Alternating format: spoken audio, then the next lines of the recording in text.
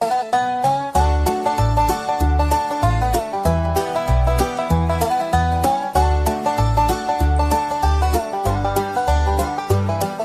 the word of the Lord were the heavens made, and all the host of them with the breath of his mouth.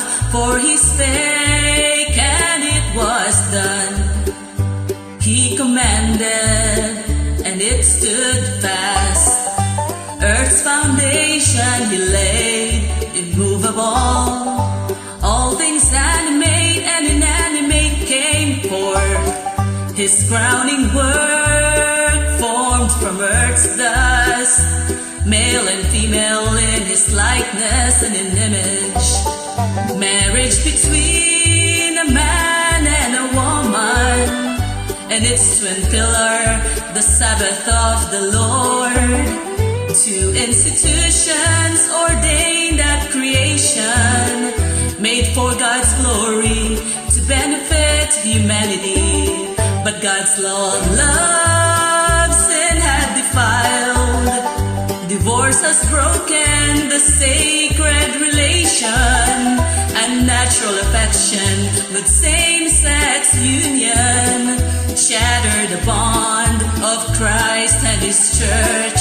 Everywhere are seen wrecks of humanity, broken down family altars, broken up families, children and adults alike confused with sexuality, reduced to pronouns and alphabets for their identity.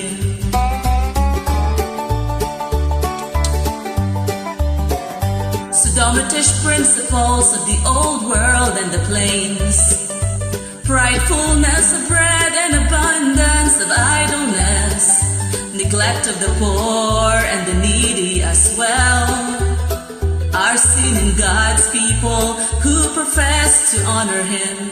In the beginning, things were not so. All of creation conformed to God's law. Sin has corrupted through selfishness and pride. In our day, as of old, God's truths are set aside.